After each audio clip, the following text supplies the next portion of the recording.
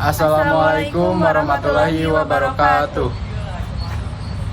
Pertama-tama dan yang paling utama, marilah kita panjatkan puji serta syukur atas kehadirat Allah Subhanahu wa Ta'ala yang telah memberikan kita nikmat, yakni di antaranya nikmat iman, nikmat Islam, serta nikmat sehat kepada kita semua, sehingga kita dapat berkumpul di hari yang cerah ini. Sholawat beserta salam semoga tercurah limpahkan kepada baginda alam, yakni Habibana wa Nabiyana Muhammad Sallallahu Alaihi Wasallam. Sebelum kepada pemaparan materi, izinkan kami untuk memperkenalkan diri terlebih dahulu. Kami dari kelompok 7 yang beranggotakan saya Aditya Febriansah sebagai moderator dan penyaji materi. Di samping saya ada Sofwatun Ijatul Maula sebagai penyaji materi.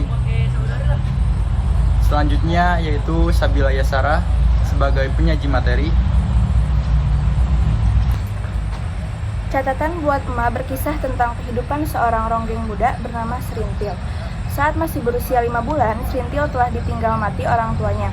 Tragedi tempe bongkrek membuat Serintil dan banyak anak dukuh paruk lainnya kehilangan ayah ibu. Bencana ini bermula dari tempe bongkrek yang dijual oleh ayah Serintil, yaitu Santaib.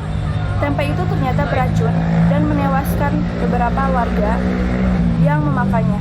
Santaib dituduh sebagai biang keladinya. Oleh karena tidak tahan dengan segala tudingan dari warga dukuh paruk, Santaib yang telah kehilangan akal sehat memutuskan untuk memakan tempe bongkrek beracun itu demi membuktikan bahwa dagangannya aman untuk dimakan. Didorong oleh rasa setia kawan, istri Santaib pun ikut menelan tempe bongkrek buatan suaminya hingga mengakibatkan pasangan suami istri itu menemui ajal. Semenjak saat itu, Serintil yang telah menjadi yatim piatu diasuh oleh kakek neneknya, Sakarya dan Nyai Sakarya. Serintil memiliki teman sebaya bernama Rasus. Sama seperti Serintil, orang tua Rasus pun terkena malapetaka tempe bongkrek. Rasus yang sebatang kara tumbuh besar di bawah asuhan sang nenek. Jika ayah Rasus langsung meninggal setelah keracunan, tidak demikian dengan ibunya.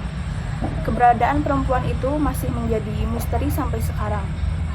Setelah dibawa ke poliklinik karena keracunan tempe bongkrek, ibunya tidak pernah pulang kembali ke dukuh paruk. Tidak ada seorang pun yang mengetahui apakah ibu Rasus masih hidup atau sudah mati. Maka kepada Serintilah Rasus mencari gambaran ideal. Seorang ibu, bagi Rasus Serintil menjadi cermin di mana ia bisa melihat bayang-bayang ibunya. Tetapi, jelas penampilan Serintil membantuku mewujudkan angan-anganku tentang pribadi perempuan yang telah melahirkanku. Itulah sebabnya mengapa Rasus menjadi satu-satunya warga dukuh paruk yang tidak senang melihat Serintil dinobatkan menjadi ronggeng, karena Rasus tidak akan bisa melihat lagi gambaran seorang ibu dalam diri Serintil. Berbeda dengan Rasus, bagi dukuh paruk hidup terasa hambar tanpa adanya ronggeng. Oleh karena itu, semua orang menyambut gembira ketika mengetahui bahwa Serintil telah mendapat indang atau semacam wangsit yang dimuliakan dalam dunia peronggengan. Serintil dipercaya untuk lahir dengan mengemban tugas sebagai seorang ronggeng setelah ronggeng terakhir di dukuh paruk mati 11 tahun yang lalu.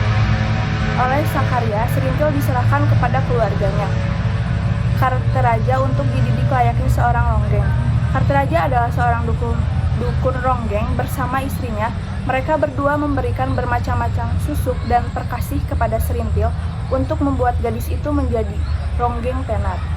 Serintil juga harus menjalani beberapa tahapan sebelum ia dinobatkan menjadi ronggeng secara sah. Salah satu tahapan itu adalah malam buka kelambu. Ini adalah semacam sayembara memperebutkan keperawanan calon ronggeng. Semua laki-laki boleh ikut serta asalkan bersedia membayar sejumlah uang yang telah ditentukan. Pada malam buka kelambu, ini Serintil harus menghadapi 2 pemuda yang memperebutkannya seharga 1 keping ringgit emas. Doer dari Pecikalan dan Sulam, anak seorang lurah kaya dari kampung seberang. Dalam usia 11 tahun, Serintil telah melepas keperawanannya sesuai malam sayembara itu. Rasus memutuskan bahwa ia harus pergi dari dukuh paruk. Saat Serintil dan Rasus tertidur, tiba-tiba Serintil terbangun. Saat melihat ke samping Rasus sudah tidak ada di sampingnya. Karena hal itu, Serintil merasa kecewa terhadap Rasus dan tidak ingin menjadi penari ronggeng lagi. Setelah itu, Serintil mencari keberadaan Rasus dan berniat untuk kabur dari desa Dukuh Paruk untuk pergi ke pasar Dauan. Di sana dia hanya diam, tidak menemukan apa-apa. Kemudian ia bertemu seorang Kopral Pujo, lalu Serintil menanyakan tentang Rasus kepada Kopral Pujo. Dan Kopral Pujo memberitahu bahwa Rasus sudah menjadi tentara, tapi tidak bisa kembali sekarang ke desa Dukuh Paruk, dikarenakan Rasus harus mengikuti pendidikan terlebih dahulu. Dan akhirnya Serintil dijemput oleh neneknya yaitu Nyi Srakarya untuk kembali pulang ke Dukuh Paruk. Setelah sampai di Dukuh Paruk, ia beberapa hari sakit dan hilang kesegarannya. Tetapi saat melihat bayi Tampi yaitu Goder, Serintil bisa kembali senang. Selanjutnya di sisi lain, Nyi Katarja menginginkan Serintil kembali karena ada maksud lain, ingin mendapatkan kalung emas 100 gram dengan bandul berlian. Kemudian Serintil memutuskan untuk kembali meronggeng di acara Agustusan. Sebelum meronggeng, Serintil diracuni oleh Marsusi dengan niat ingin membalas terhadap Serintil yang pernah mempermalukannya. Serintil pingsan 2 kali pada saat meronggeng. Kemudian ronggeng diberhentikan. Setelah itu, Serintil bertemu dengan orang tua Waras. Orang tua Waras menyuruh Serintil untuk membimbing Waras karena Waras anaknya adalah laki-laki yang tidak menyukai perempuan. Serintil disuruh menjadi gowok dan Serintil menyetujuinya untuk membimbing Waras, tapi tidak kunjung berhasil dan Serintil pun menyerah.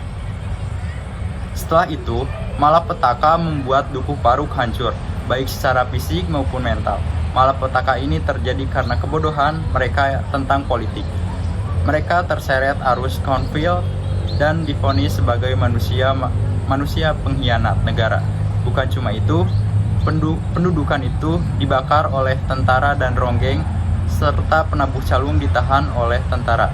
Namun dengan kecantikan Serintil, tentara tidak semena-mena memperlakukan Serintil. Pengalaman pahit yang dialami Serintil dapat menyadarkan harkatnya sebagai manusia, dan setelah bebas dari dia berniat memperbaiki citra dirinya dan tidak lagi melayani laki-laki. Terima kasih. Dukuh Paruk menjadi tempat yang sangat memprihatinkan setelah sebelumnya terjadi bencana besar, yaitu pembakaran rumah penduduk akibat huru-hara pada tahun 1965. Tetapi musibah kali ini sungguh di luar dugaan mereka. Mereka harus tinggal dan makan seadanya. Orang-orang dari luar desa pun tidak ada yang memberikan bantuan. Dukuh Paruk kini tanpa pemimpin dan Serintil. Orang yang selama ini menjadi panutan di Dukuh Paruk harus dipenjara. Beberapa bulan kemudian, Sakarya, Katarja, dan yang lainnya dibebaskan. Tetapi mereka pulang tanpa Serintil karena masih ditahan di tempat yang tidak diketahui oleh Sakarya dan yang lainnya. Dukuh Paruk pun didatangi oleh pemuda yang gagah berseragam yang membuat semua orang takut, yang tentunya itu Rasus, yang kedatangannya kali ini untuk menjenguk neneknya yang sedang kritis. Tidak lama kemudian, nenek Rasus meninggal dan Rasus harus kembali menjalankan tugasnya. Sebelum Rasus pergi, Sakarya meminta bantuan kepada Rasus untuk membebaskan Serintil. Tidak lama kemudian, Serintil kembali pulang ke Dukuh Paruk dengan keadaan lemas tak berdaya dan ia lebih banyak diam. Walaupun sudah keluar dari tahanan, Serintil masih tetap harus melapor ke Dauan, tempat di mana ia ditahan. Serintil mulai bisa tersenyum ketika melihat Goder, anak Tampi. Serintil memutuskan untuk mengasuh Goder. Cobaan kembali datang ketika Serintil diajak oleh Marsusi untuk melapor ke Dauan. Tetapi di tengah perjalanan, Serintil terjatuh dari motor hingga penuh luka dan Marsusi kembali untuk mengejarnya. Beruntung datang seorang bernama Bajus yang mau menolong Serintil. Hati Serintil pun mulai terbuka ketika melihat Bajus. Bahkan Serintil berharap mimpinya menjadi ibu rumah tangga terwujud bersama Bajus. Tetapi Srintil kembali merasakan kecewa pada Bajus yang ternyata menjual Srintil kepada bosnya. Bajus berubah menjadi beringas dan memarahi Srintil apabila ia menolak permintaan bosnya. Akibat tekanan batin yang mendalam, Srintil menjadi lupa ingatan. Suatu ketika, Rasus pulang dari menjalankan tugasnya. Namun, hati Rasus sangat terkejut ketika mendapati Srintil lupa ingatan. Srintil pun dibawa berobat ke rumah sakit jiwa. Akhirnya, Rasus mempunyai tekad yang besar dan dirinya untuk membawa Dukuh Paruk menjadi lebih baik. Sekian presentasi dari kami. Mohon maaf apabila ada perkataan ataupun perbuatan yang kurang mengenakan. Terima kasih atas perhatian rekan-rekan. Wassalamualaikum warahmatullahi wabarakatuh.